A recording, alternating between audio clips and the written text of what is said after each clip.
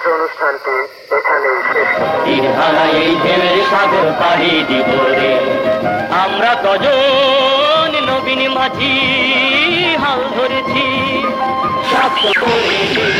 জীবন কাটে যুদ্ধ করে, প্রাণের মায়া সাঙ্গ করে, জীবনের স্বাদ নাহি পায়।